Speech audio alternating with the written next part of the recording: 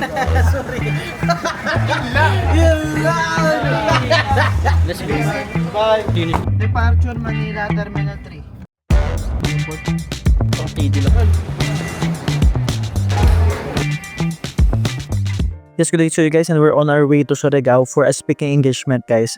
And I will share with you 3 powerful lessons, 3 powerful principles na hanggang ngayon dala-dala ko. So if you feel stuck right now, kung dapang-dapa ka ngayon, this will help you move forward in your life. This will help you na makaangat sa buhay mo.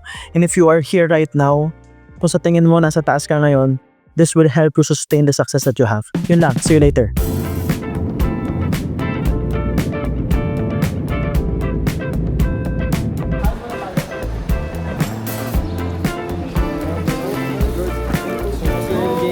Number 1 is gratitude is the foundation for all abundance in your life. If you are grateful for all the things that you already have, you will be blessed with more things to be grateful for.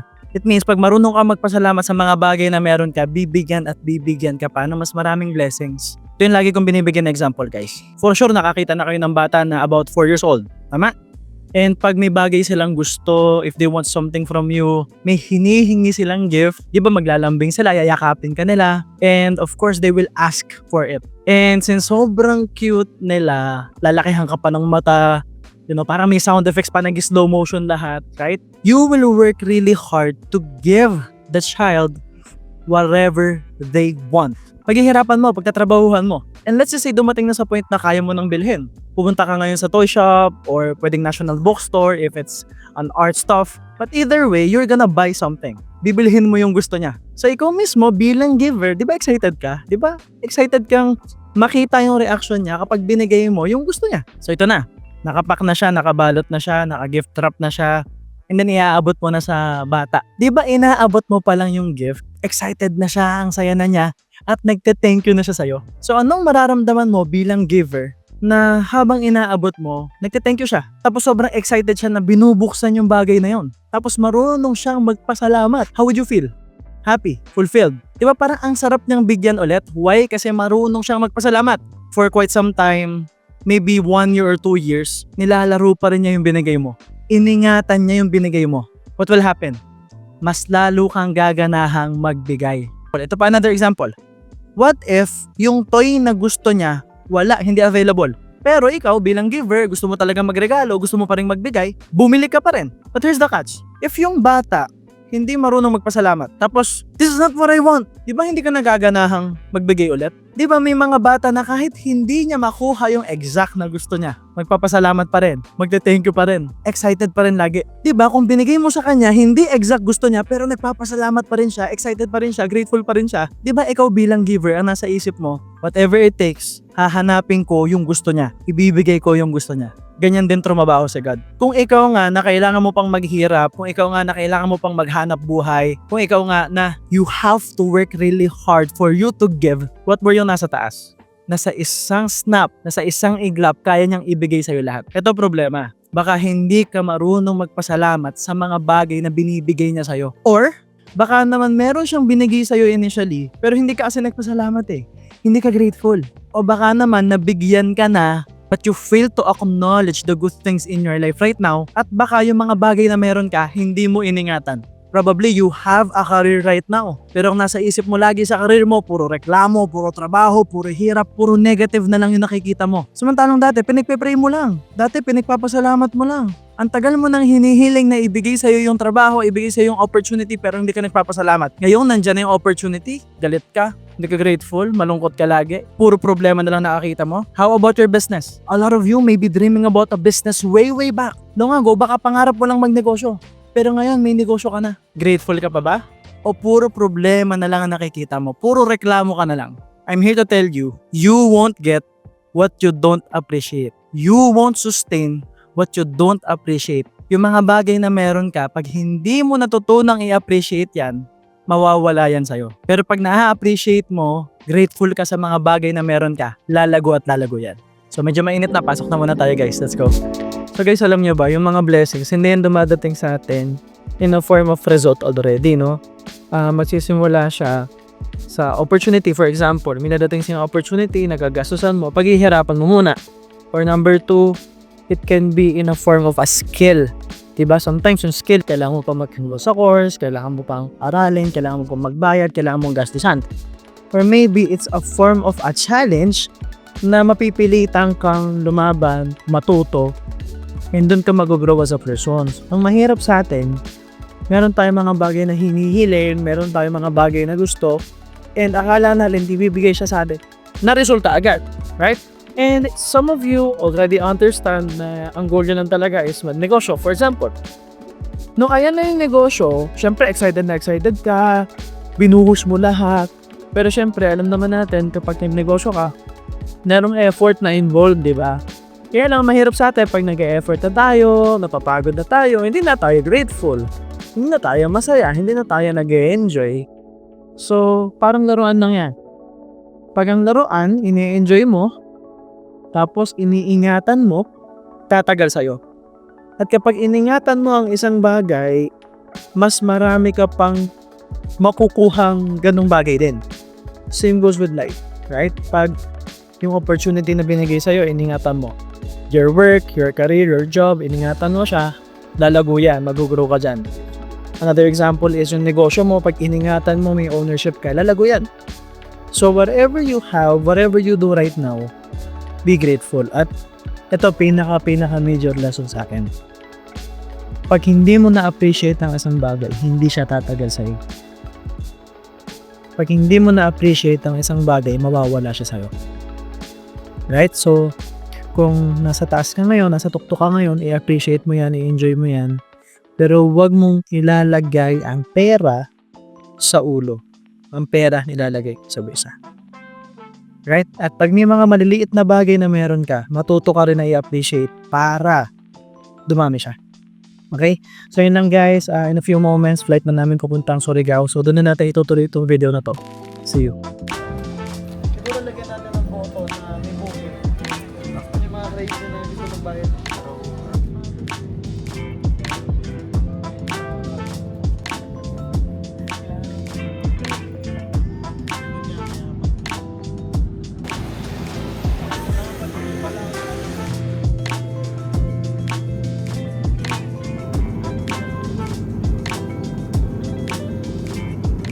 Yung gamit yung kagamitan.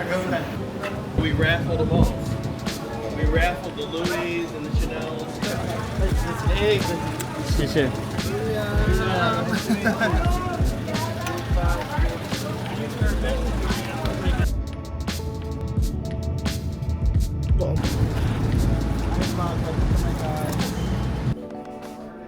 So the spray?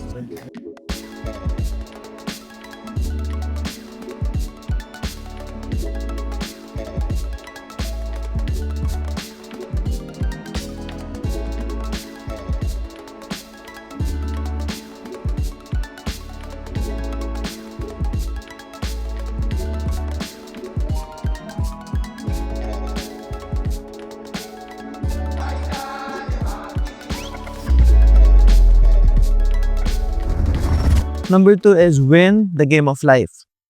So the only way to win is number 1, you have to understand the rules of the game. And number 2, you have to go all in. So let me explain guys. So life is a game of basketball, okay?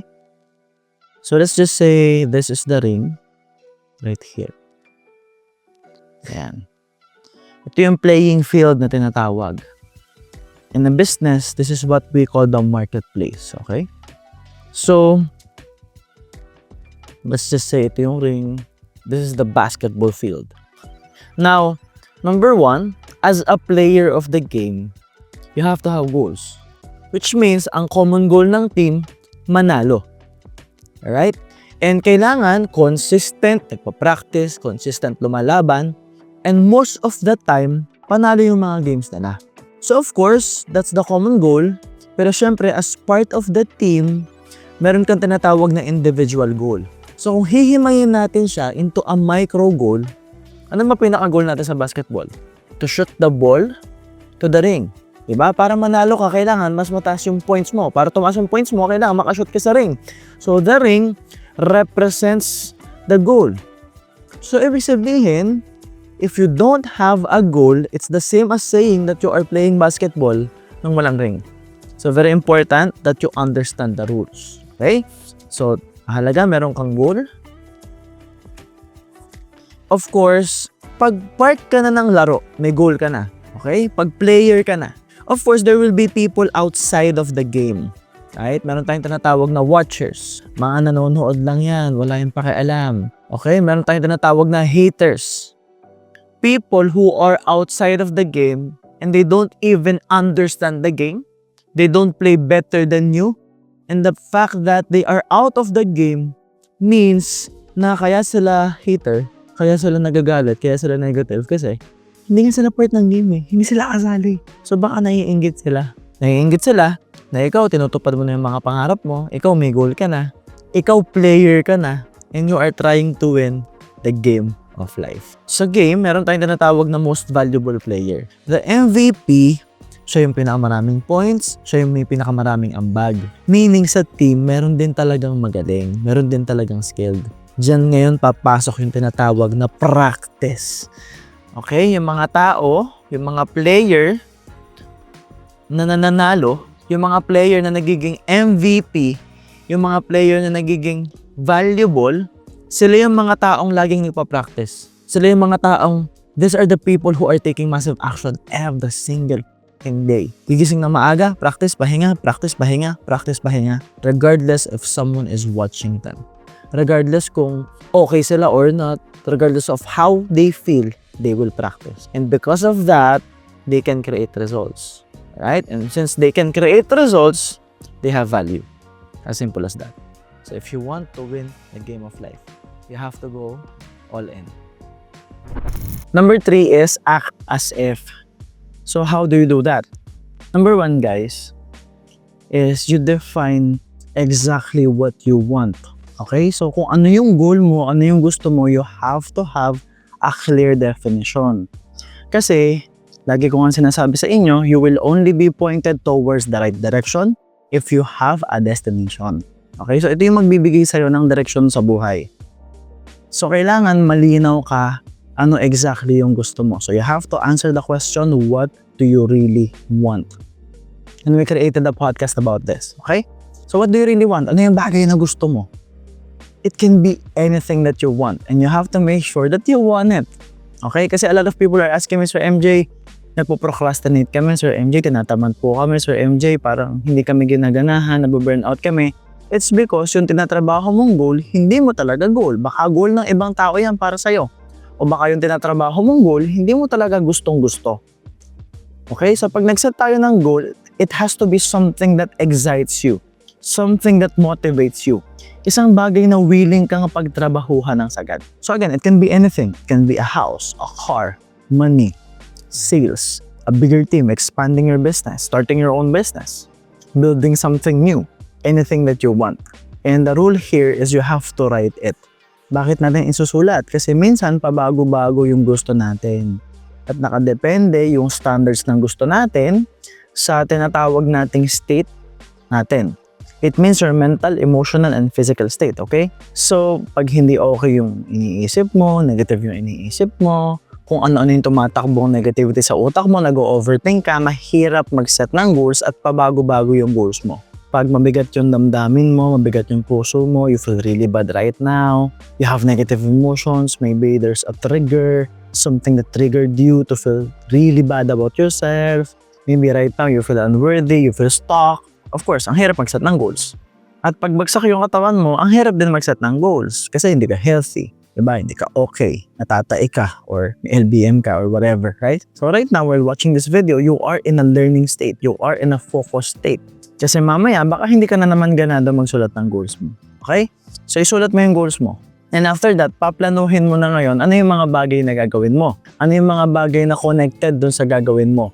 Don't overthink. Masyado lang natin ino-overthink. So, nagpapatagal yung overthinking, yung negative emotions natin, instead na nagtitake agad tayo ng action at nagiging consistent tayo. So, the hard part around this must be the consistency, the discipline, the improvement of the execution of the plan. Kaya lang sa atin minsan ang nangyayari, pag-iisip pa lang, ang hirap na, di ba? Sa puso mo pa lang, maniniwala ka pa lang na kaya mo ma-achieve yung goals, ang hirap na eh. Binibigyan ko kayo ng clear structure, ano yung gagawin nyo. Okay? So, balik tayo guys. Magsaset ka ng goals, pagpaplano ka, and then of course, magte-take ka lang ng action. Now, here's the catch when I say act as if. Okay?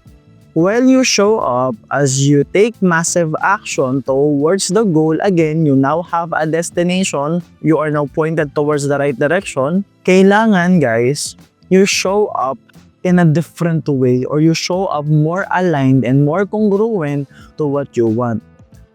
Yun ang ibig sabihin ng act as if. Okay, example ko lang sa inyo.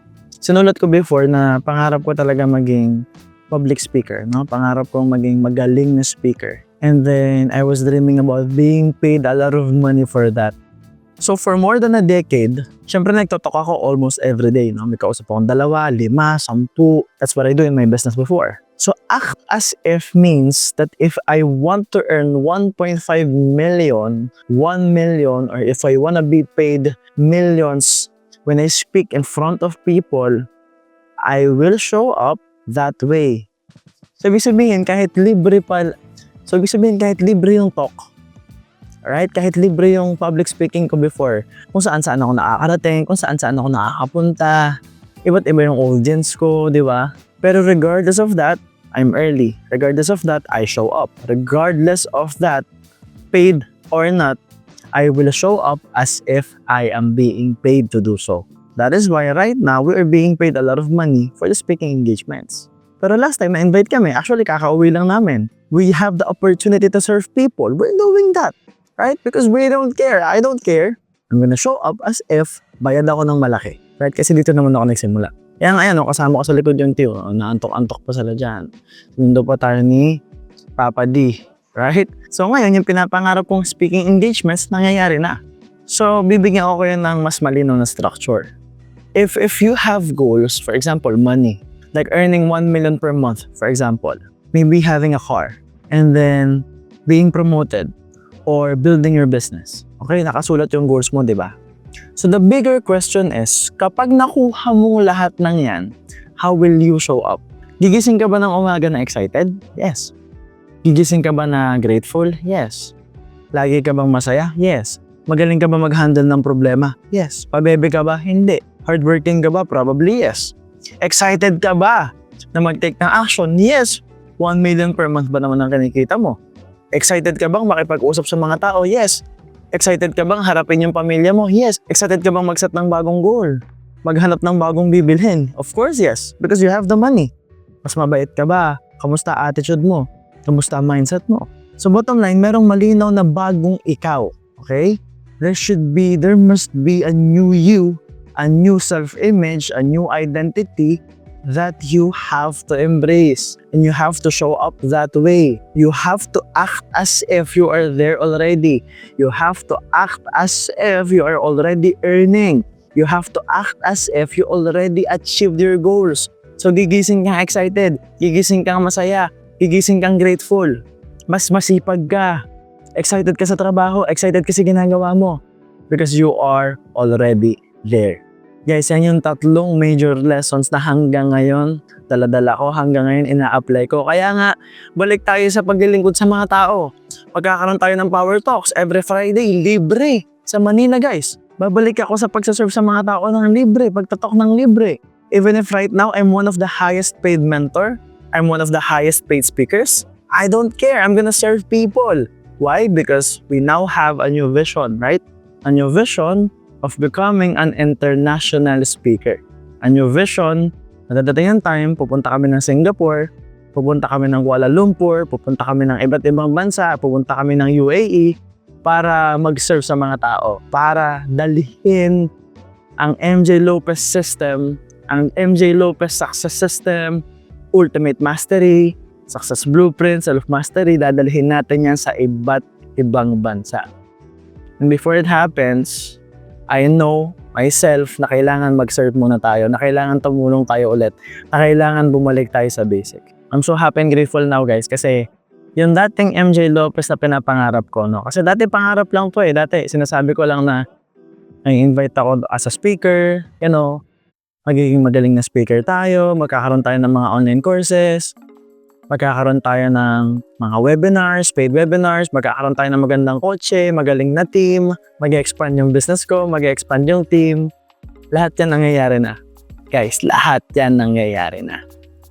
It's because I'm acting as if. Nung wala pang lahat ng to, excited akong gumigising, always grateful ako, nagpapasalamat sa nasa taas, lagi lang masaya, laging high energy, binibigay lang lagi, tinatodo lang lagi. So ang akin guys, be grateful for all the things that you already have. I-acknowledge mo yung mga bagay na meron ka. Kasi pag hindi mo i-acknowledge yung mga bagay na meron ka, mawawala yan sa'yo. Pero pag marunong kang magpasalamat sa mga bagay na meron ka, bibigyan ka pa niya. Number 2, you have to win the game of life. And in order to win the game of life, you have to give your all. Okay? Ibigay mo lahat, itodo mo. Hindi mo kailangan mag-save ng energy kasi at the end of the day, matutulog ka, pag-gising mo, 100% ka ulit. Right? And there are times na even if you don't have sleep, as long as you pray to God, you will have 100% energy. Number 3, act as if. If you want to become a millionaire, you have to think like one, act like one, decide like one. So yun lang guys, this is the end of the vlog, and always remember that all I want is for you to become more successful and for you to reach the next level success. And as always, everything good starts with a yes. And yes, my name is MJ Lopez, and see you soon.